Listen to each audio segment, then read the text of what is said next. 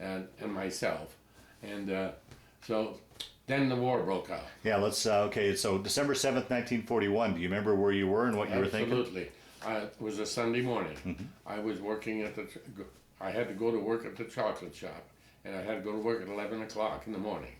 And when I walked in the door, there were probably 6, 8 boys. All the guy did was hire college students, and all boys. And he, as I walked in the door, a big guy by the name of Darrell said, "Don, where are you going?" And I said, "What do you mean, where am I going?" Well, he said, "The war broke out." And he said, where are you going to enlist? He's going to the Navy, he's going to the Air Force, and he's going. I said, "I'm going to Army because I'm Army ROTC." And I was Infantry ROTC. And I said, "That's where I'm going." And every one of us was going, everybody wanted to go, even at that date. It was amazing.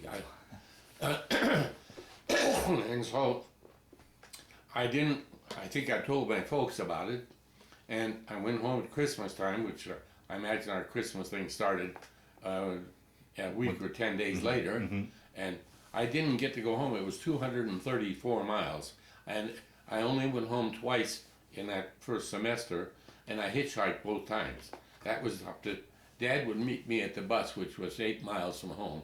He would meet me there at the, but I would hitchhike, and all I had to do was get down in the corner on Madison and State Street, and on my suitcase I put UW, and the second or third car would stop. One guy pulled over and he said, "Where are you going?" I said, "Eau Claire," which is close to where I'm going.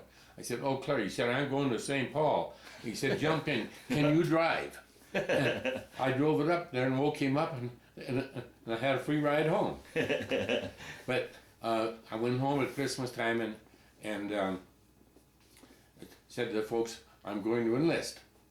And my dad, who missed World War I because his father had passed away, and he had to stay home on the farm, same farm where I was raised, and he said, "Son, I've been thinking of enlisting because your older brother wants this farm, and he's 20 years old, I was 18, and he wants the farm, I don't, I want to go in the service," and Dad was in his early 40s, and he said, "Would you go and enlist with me?" I'll be darned. And I said, "Yes." And we enlisted. I said, "I have some cleanup work to do in the end of the semester," and we enlisted together in February of '42. I'll be darned. And then we went to Fort Snelling, Minnesota, where we enlisted, and it got quite a write-up in the paper. And then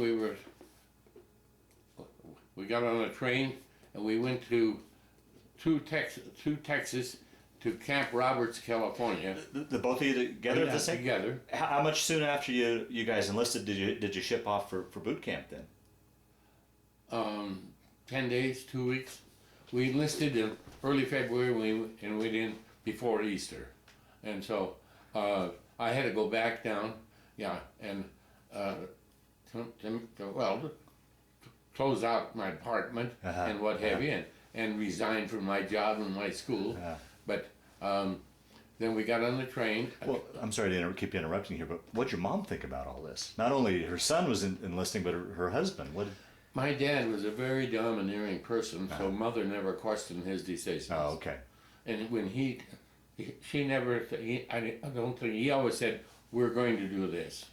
And she said yes. Now there was 6, 7 kids at home. The little one was 2 years old. Oh, jeez. And she was born in '39, and so she was just a little bitty kid.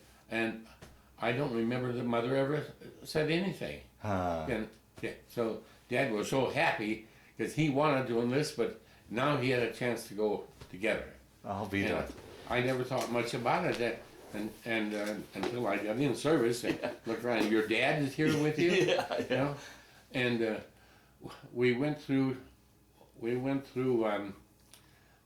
Phoenix on the way to Camp Roberts, which is in central California, in the valley, or close to the shore.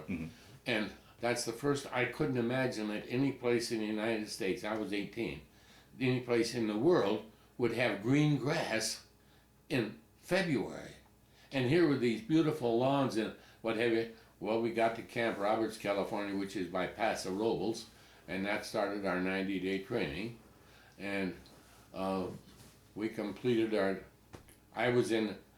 we were in the same platoon, but in different squads. And both of us became squad leaders. He because he was mature, and I because I had ROTC training. And in a matter of days, they picked up that both of us, so we became squad leaders in the same platoon, which became very competitive. Now, how did he do? How did he manage? I mean, here's this 40-plus-year-old guy with a bunch of teenagers. Was he able to keep up and with the training and such? Sometimes he would carry my pack when the trip got too heavy. Oh no, he wasn't that old. The strong old farmer. Oh yes, yeah. He was a strong old farmer. And one time, it got awfully hot out there, and one time we were digging and what have you, kind of a morning after thing too, and I was hurting, and he said, "Here, son, you take mine and I'll take yours and finish it up for you." But we weren't together as such. We were in separate squads in the same barracks, but we didn't do things together. And we were never treated as a father and son. It was Don and Louis. Yeah. And everybody knew that, but that was the end of that there. And boy, that is such a unique story. I mean, how many father-son combinations were there? I mean, I've done a whole bunch of these interviews, and I've never come across it. Very unique. Well, and nobody, well, just as you said, 43-year-old man. Yeah. And he said, hell, he was more physical than I was, and I was 18. But we had a lot of older people in our unit. I say older, a lot of 20 and some 30-year-olds, and they were mostly draftees from the Fort Snelling area. And the reason we were in the infantry, we tried, Dad wanted to enlist in the Navy, and the Navy said no, and we promised Mother we would stay together, and the Navy said no, you can't, you're two separate things. We went to the Air Force, and they wanted no part of saying we will keep you together, because I wanted to go do one thing, and a 43-year-old can't, wouldn't.